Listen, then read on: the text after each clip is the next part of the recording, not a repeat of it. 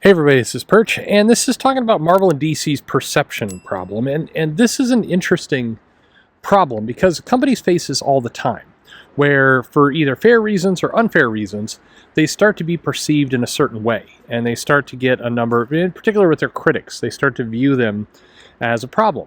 I'll pick on a different fast food place this time, but Jack in the Box had this problem with some health issues at some of their restaurants. It was a huge mess because in the grand scheme of things, it was a tiny fraction of their restaurants that had this issue. I don't remember if it was E. coli or what.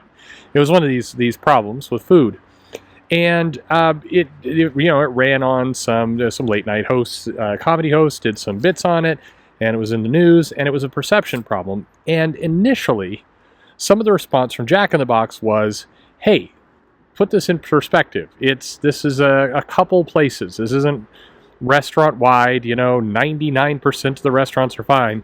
But that response actually made things worse because nobody wanted to hear kind of this, "You guys are overreacting, you're being silly." In fact, it just made them angrier. So eventually, Jack in the Box, they brought back the mascot, and they did a very expensive rebranding effort to get themselves past this. But it took a while. And it was really only until they accepted that they couldn't just argue their way out of the problem that things started to turn around. So Marvel and DC are, in many cases, in a little bit of the same position, but it's interesting. And a lot of this comes back to 2016, 2017, comic readers, and we don't know if these comic readers were longtime comic readers or just random troublemakers who decided that they were going to start complaining about comics in 2016. I bring that up because that's how Marvel portrayed a lot of their critics, especially in the 2017 timeframe of, oh, these aren't comic fans. These are just troublemakers who have decided for whatever reason to wake up this morning and start yelling about comic books. And that tactic, which, as both the company and then some of the creators went really hard at, it clearly didn't solve the problem. In fact, if anything, the angst and issues and criticism about Marvel continued throughout 2018-19. It just seemed to keep growing. And it kind of gets back to that old adage, like when you're in a hole, what's the first thing that you do? You stop digging. And this is where, if any good PR firm will tell you that whether you believe you're in the right or not is irrelevant. It's how you're perceived. And this is where comics have a big problem because they have desperately wanted to basically say, you are wrong.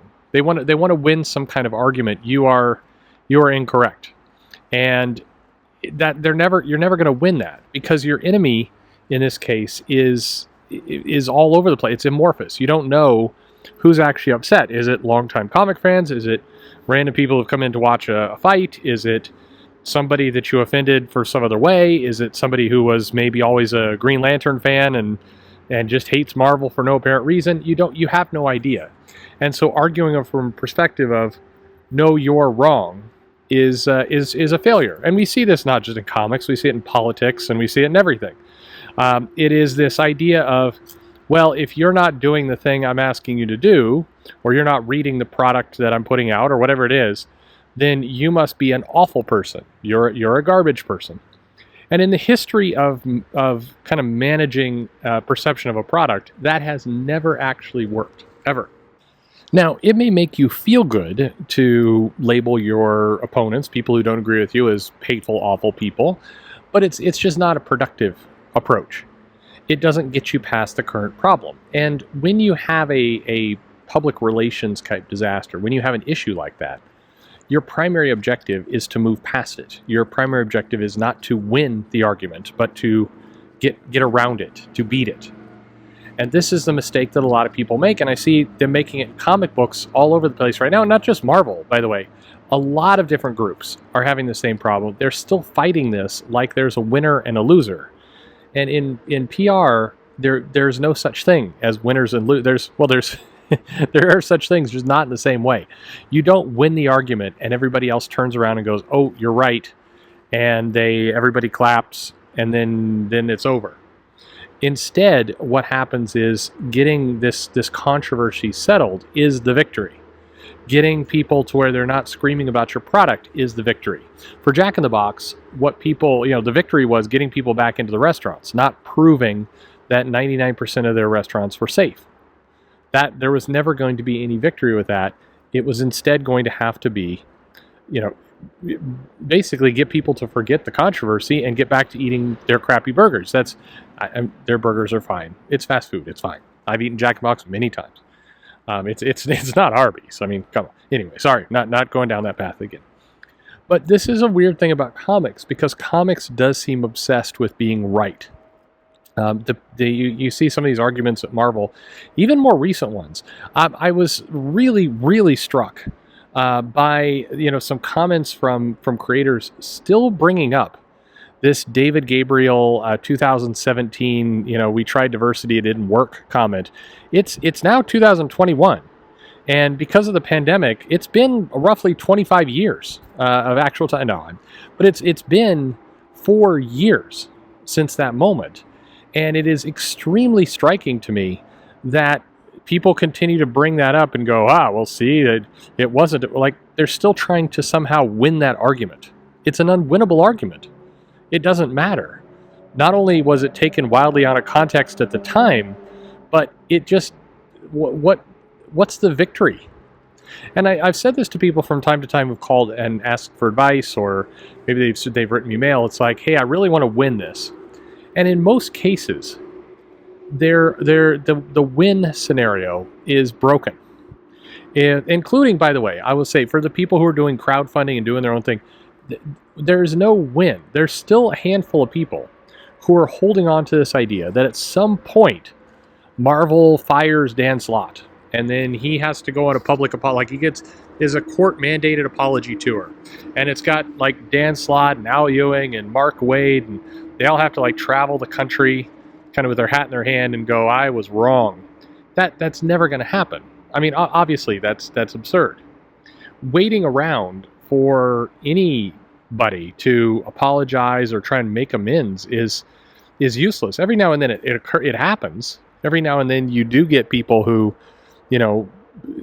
realize that they went astray and they do apologies, and that's always a really kind of nice moment for the people who are getting the apologies. But it's rare, and it doesn't block your own success. That part is useless. I think where Marvel is concerned right now is actually to the point of that 2017 argument. They desperately need new readers. They desperately need to grow their base. That is what they need. They also should satisfy their old base, but however whether it's comprised of old readers or new readers or wherever, they need to increase sales. That's what they need to do. So to them, the only victory here, whether they're right, wrong, people are taken out of context, people led angry hate mobs, there's people still wound up about milkshakes, whatever it happens to be, the only thing that matters is the bottom line. For them, the bottom line equals more sales.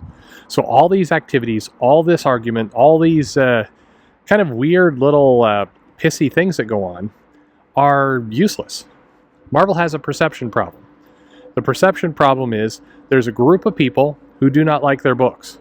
Maybe this group of people is one person, maybe it's 1 million people. It doesn't really matter. Their sales are struggling in some sense, and they need to get them up. And so all the little arguments around it, like, oh, their sales aren't actually struggling. Their sales are not where they should be. They're sitting on top of a $1 billion movie franchise. They are owned by the largest entertainment company in the world. Their sales should be higher. By any metric, should be higher. All the rest of the stuff around that is kind of irrelevant if the main thought process, main argument is not how do we get those sales higher. That's really all that matters. Perception is a weird thing. Like I said, it's something everybody wants to control. It's something a lot of people fool themselves into thinking there's a winner or a loser in this scenario, and that being right matters. With a perception, how you get out of this, whatever case you're in, like with Jack in the Box, it doesn't really matter as long as you get out. You need to get out of this problem. You need to get back to your core product selling. whatever it happens to be, and all the other arguments really don't matter. That's my opinion anyway. What's yours? Let me know in the comments below, and bye.